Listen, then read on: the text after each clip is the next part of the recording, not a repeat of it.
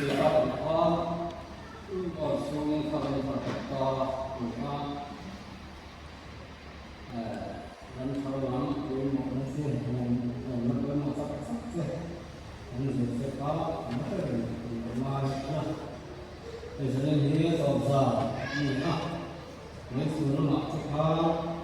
mình cứ nhìn sao thì có cái một gì đấy chuyện là sẽ chúng kịp nó thì sắp mình sẽ sắp phải làm lại làm còn là với một anh thế thì cũng sẽ thì anh sẽ là mình sẽ thấy cái tiếng rồi đó nếu là không cần phải quy chuẩn thì có một cái anh nếu là có gì thì hiện tại thì có mình sẽ thật sự như này sao nó không có mấy thì anh mà sai thì nó là sao asan sin cha he sin ko rin re em mai ani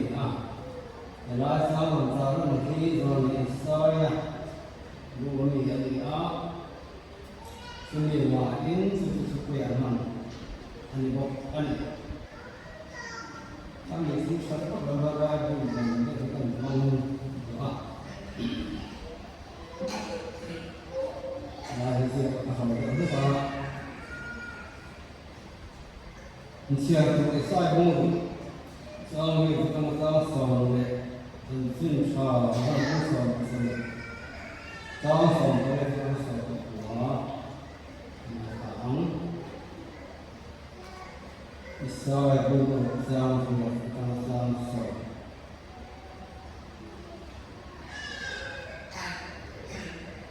tin tu è che non fa thì nó so thì xuân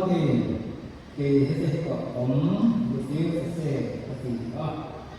thì nên đi xuân cũng là hết thì rồi bên Australia thì nó ăn là sẽ sử ăn một phần nó sẽ cái thì em sẽ xin luôn thì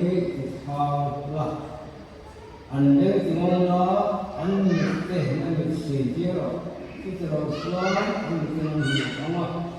anh đến anh xì anh xin luôn ở chỗ công anh phải hiểu đấy thì kami anh cũng đã anh nghe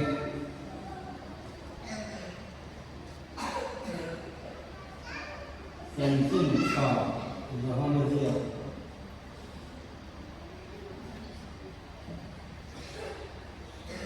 cho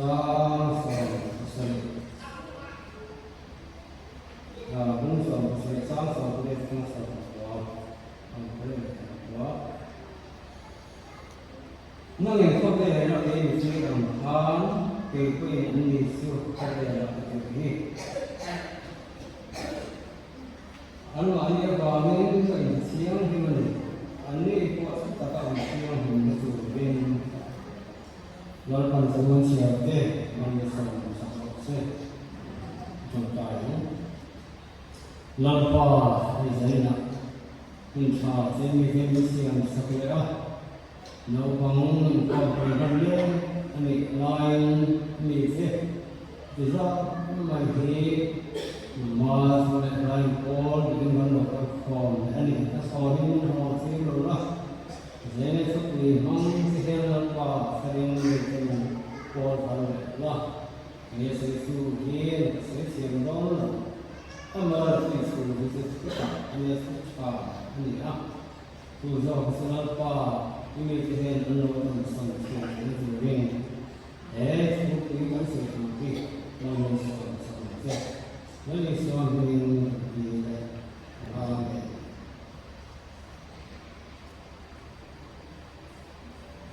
nên nó soi rồi soi nên nó xuyên thấu đối với trong các con hồn đấy soi thành những con đấy sẽ làm cho nó hình thành nó sẽ có được cái là anh sẽ bây giờ thì sẽ hôm nay thì soi thế anh này nghề anh này thầm nó thế là anh sẽ làm soi như là sớm rồi có tiền tiền chúng để qua dành cho con thực hiện anh thì chúng ta có sản xuất thì sang thì để hôm nay thì ông mình à cần lo coi những có đó cũng như về anh anh sẽ sửa ta trong công hoa là sửa mấy này cái gì sửa rồi thì sai chúng ta xem à chúng con chủ hình có còn quá rồi thì sai thì rồi thì lúc quý phật anh thì sẽ nói nghe ông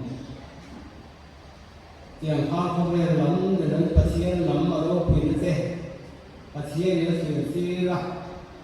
dia in sesu lúc pasien nó phù sa nó mới anh nghĩ pasien sao ta pasien nó cũng sẽ hình sẽ ra tin nó sẽ hình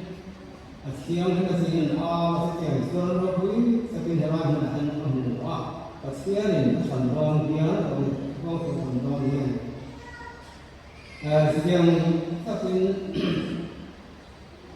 pasien nó biết các tin rồi thì sai thì nghĩa rồi sang thì sẽ có được ông thủy na mà thì rồi thì sai thì mình phải ông chắc thì anh ấy mình vui vẻ chắc là chúng thiền chắc anh ấy thì pasien nó sẽ có được sự anh ấy rồi thì sai chuẩn thì chắc là pasien nó ăn chuẩn là con xem nó mà con tiền khen xưa mùi của họ cũng đi cái gì thì khán mùi cái xem thì nó sẽ ra các bạn sẽ có kiến bài xã mà mình sẽ phải xin làm cái mà thì con mình có thế này con để khán xem hình ta phù hợp nó sẽ đi xa anh này xuống lại nằm anh đi xa anh sẽ mặc tốt thì xem thì mình đi xa thì anh sẽ khám và xem thì là xem thì hẳn anh đi chúng ta sẽ làm chúng ta sẽ làm chỉ khám xem chắc là mà họ sẽ làm xem thì là chỉ xem thì nó ổn chắc và lần ba giá học từ đến học hôm nay thì làm sao anh thế là hiện đây là số sân nó sang tu tăng nhị chỉ cần là gì theo thì vẫn bị sở hữu hiện mình sẽ nghe các sản phẩm đó rồi thì sai xuống cái hôm nay thì anh thì bạn sẽ thấy hiện làm sao làm sản xuất của mình ở đây thực qua cái loại sai qua sai rằng thì người nông khúc mà có lên thì sẽ chắc anh mà khi mà thì nó sẽ lên để làm thì Bible là sẽ làm gì làm ha Bible cũng sẽ nói về cái gì nha nếu chắc và sẽ có chiến chắc anh ấy sẽ anh hiểu là có trong thế mình là chắc cái là xin là thế và chiến thì nó là thế chiến mình chỉ có một lần là rất tốt thế này mình có nên mình sẽ nghe hết cái không có chiến cái này đi con chuyện mày chia này được không nhỉ chia chắc mình sẽ có chiến mình không tất anh mình rồi nó thì sẽ có chiến nó cũng giàu sẵn cho con này rồi làm ngoài sai đó và chiến hình anh nhớ qua hạ số cùng đồng xìa anh xìa bộ họ xìa thì xìa in mùi của họ của mình cái này các số nó được em thì in lần qua họ ăn đến nước cho anh muốn so anh số liên cung thì bạn này có các chiến mà anh xem tháo nó số xuống thì hôm nay hết thì nắng này có gì thì cái này là có với một này anh này lần qua hoàn thì nước cho người còn họ cũng đi cái gì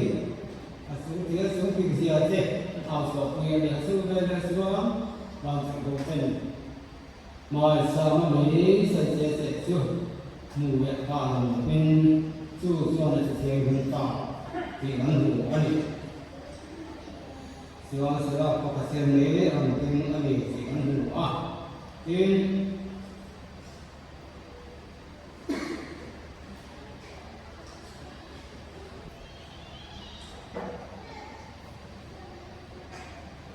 nó có một cái sinh sản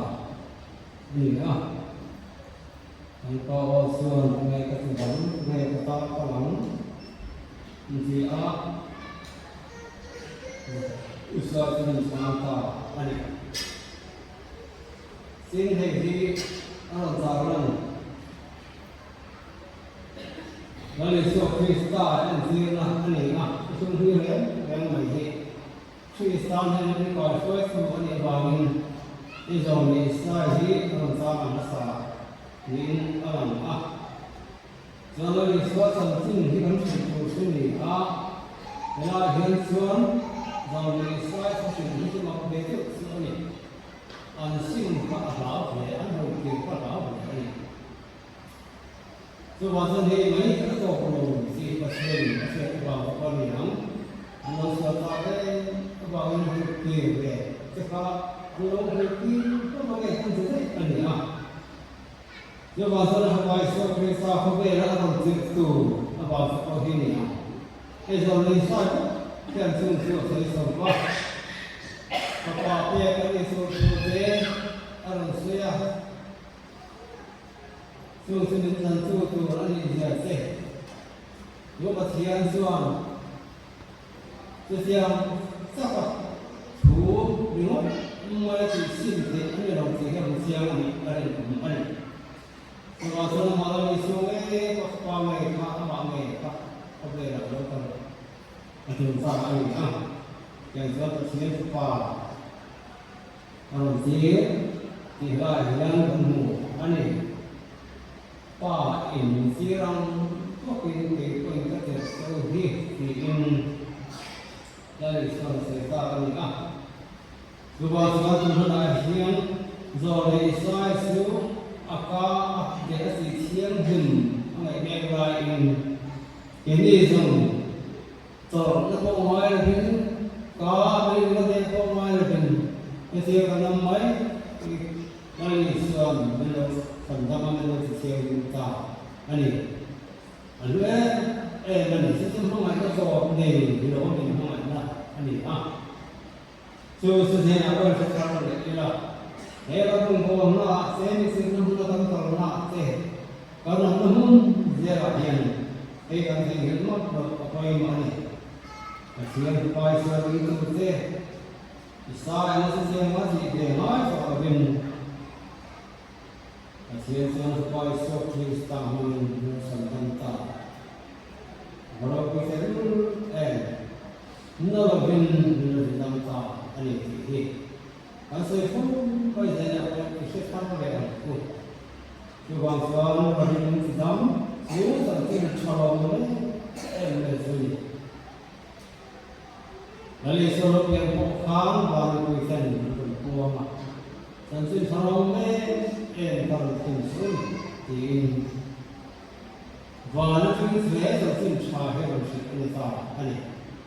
Apabila sorry mak, asal ni semua kuan sorry kan. Bukan main ani. Dewan sorry asal ni kan zong. Terlalu kemudian lalu sorry sen koi mak. Tentang siapa soalnya, pemain ini,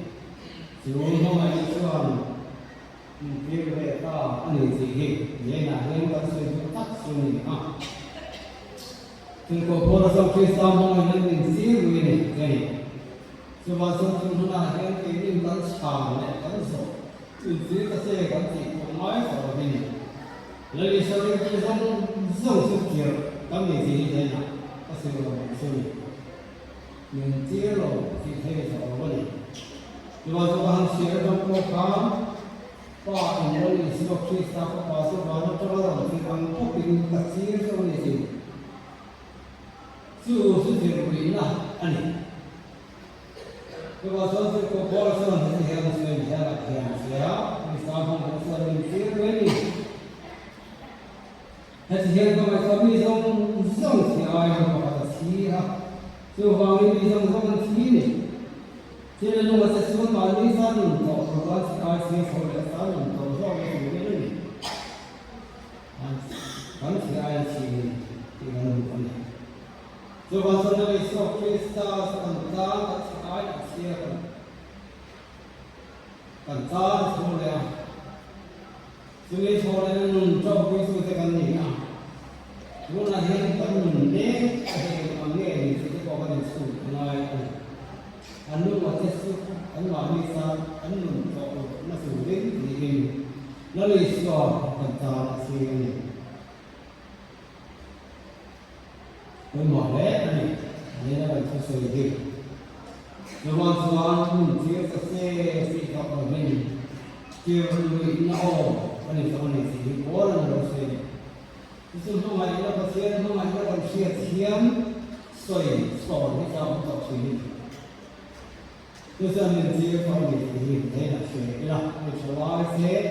就这个我们每个做跟你做的问题。无论呢，我们老板你跟从我老板会做这个两这个是的是。老板我们是给工作我们是都挺多的。就我们这个半年的你说，就我们的说他老多的。很少苦力，别边接到线，这个希望，然后现在就我们是没这个费，会不让人没这，第二三天刷黑，给买那生豆，他不那个，第二书说啊这个，第二个黑书对吧？第二个现在嘛是多生在做的，之前就说是差不多那时候做。因con thì rồi mới là cán bộ nói sự nó sống ra lên lên rồi rồi còn xuống chúng ta xuống nó đi xuống phía về anh thì cái sẽ tụt anh rồi còn xuống đây xin cần là sau đó không xin thế mà cổ xin nghe con có phát gì à cái gì cả nên ông ta sẽ khi start xong xin trả lời một phát rõ ràngคือว่าส่วนมันดามเจ้ากันเจ้าดามเจ้ากันในส่วนนั้นเจ้ากันฟิชาเจ้า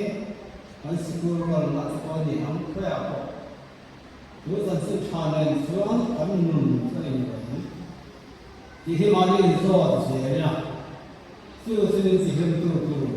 กันนุ่มนี่ก็ช่วยตัวตากันนุ่มส่วนกันเขาเป็นคนมันเนี่ยที่เรียน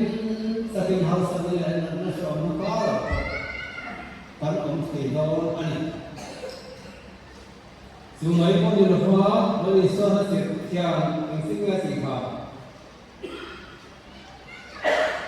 an mani balik kan kesiam dimana sih sumai pun ada suta kan siang dimana sih sebab don suta akan siang dimana kau mau ani suta tak tahu mana suta tak tahu dimana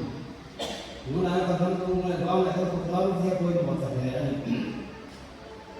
rồi vào tuần rồi không nên hình thành tuần đó nó không theo con lên để con thì ứng tu rong gì gì em ăn con theo về rồi vào giờ thu tập học hành siêng hơn tụi mình sau đó mình soạn là những việc xong lại những cuộc xong ăn cả Siang tak akan mungkin kalau akan tiada kami sendiri sendiri pembawa ani, mama ini tak soal ini Coba saya ini semua ini tak ke, wenam semua apa sensin sah, untuk belum sungguh ini saya macam Coba saya sensin sah anu kui apa yang saya maksud với có phần nói phá phía xiêm trong cái này là bộ hiền cắn nó làm sọ thì cái nói thì chúng nói sọ anh rồi vào giữa sự đàn công khảo thì cái mạng này Bible mình dịch như là mình đang sử dụng với một đón anh rồi vào giữa tiền các cái mình riêng này xuống phải sang về thì đó này anh đi khắc sau khi tiền số làm sao về thì đó là phần chế man những cái ông được quan in hoàn thế nó nén thành gì nó cho cơ sở khóc này chứ vào xuống vẫn ấm đòn cho các mình đòn tê thì lái thì một cái lúc mấy người là về nhưng phá luôn cái phần phần ngầm có cái một này đến chỗ nó đang hung sinh mấy hung sinh nó to mấy mấy cái này là cổ hiền cắm phát sao lên lên xuống hỏi xe cái gì vậy thì bao giờ có thiên không ai là sủi thì bỏ ra sao nó thì ẩn quy tốc ẩn ác xưa xưa mình chia rồi hiện thì bao giờ hay cái chia về ngoài sạch nhất được này còn nó mình quay bỏ cái chuyện này bây giờ không ai nó là chia thoát xuống nâng đào này kiếm nó đầu tiên học chuyện này thì bao giờ có thiên không ai là như thế không gì hiện tại nó vẫn suy nghĩ này mà ai sau này nó xưa nó quá rồi thì không ai nó rồi này rồi thì sắp mình thì bao giờ này cái chia rồi để thì sẽ ông mấy sự vấn đề là vấn đề how so các con số của thế các chị thấy số cái gì ạ ở sân sinh trào quang vật của mình nhưng mà một cái mấy rồi thì bao giờ cái bữa sau thì khá sân sinh trào không còn nó là cái anh sinh ra cái chuyện này anh sinh ra một đạo có ở phải anh học rất mấy ở tất này và số mình nhìn trong nhà mình ngoài có thể tất cả những cái anh biết rồi thì và số con số dễ là hiện bộ mình phải có thể hiện mình xem sắc gì đấy của mình thì về lại cái chuyện thì là với nó về anh để thường xuyên xóa hiện nói nữa cái bộ hình xưa xuống của tết tinh xưa dần sinh cho nó mới em anh ấy này thì có vẻ là mới nhớ lên cái sự tuần chứ mà cái mà mình phụ ra mình còn mình à rồi sáng tất cả những cái bộ hình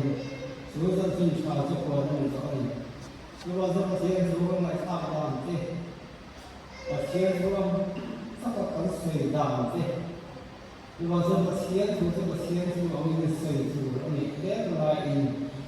ông ấy thao ra có thể số này nó vẫn cùng akan hoa anh là cái mỏ có anh và bây giờ là tôi sử dụng cái mỏ nhưng mà sao con nó như thế này thì cả chuyện là với một người anh cho nên là riêng anh tôi ha cái cái của ông mình sẽ cái này hết để nó không có sự mỏ có cái gì nó sao số mình giữ ta sẽ sáng của mình giữ sẽ thì là sự của mình cái mình có sẽ tôi mong anh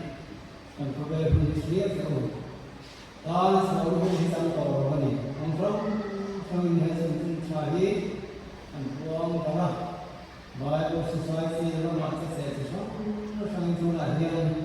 để nghe cái gì à hay sẽ dùng cái sự tu cho nó luôn giờ đó này cái vai giờ nó cũng ăn cái xương không phải là đó cái gì này cứ vào xương nó không ai sẽ thế nó là cái chuyện sẽ có tiếng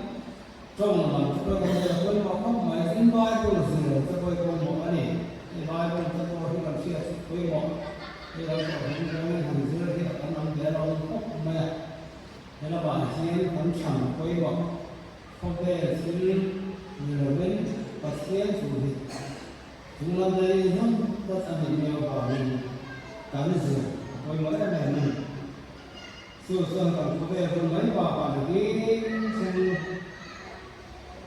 cắn mình xem đo là mình à thì có thể còn xuống con mình là mình kiếm mình đấy là sau khi start này mình có gì vào đó gì à Saya ini segala sesuatu yang berkata, atau berkata saya rokok saya. mình chia cái xe thì anh ấy nếu là mình nhiều người anh ấy xuống cho cái xe số xa chia cái xe thì nói là mình chia cái này thì dễ là cái xe cũng cho này rồi sau đó là em mình chia cái xe mình dùng nó lại cái xe mình chia về em thì nên trong khi mình do cái là và thiên hỏi mình chia đi xuống cái ống về thì cho cái đó mọi vấn đề xuống cần thì mấy mấy cộng đồng rồi xuống lên xuống cho cần không lại này xuống có những không về là ông tin rễ lo phụ huynh ông gì là có gia đình apa yang disebut yang siap sejauh để không về là nói với mọi người một chuyện xuống xuống cái tập sao thì không có đủ đến không về là con anh ấy dù xuất tập sẽ theo chủ trương không về là con anh ấy chúng ta có làm chiên mình phải cho đủ đến trong trời vì bộ anh ấy thì vào xóa chủ trương mình cũng sẽ có dễ mình các sản sinh cho anh chị ông mặc mong là để đủ đến mình buat semua lalu pada suruh data masyarakat saya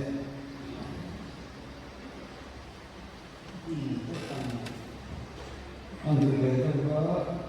suatu manusia yang membangun semua kebiasaan menjadi kita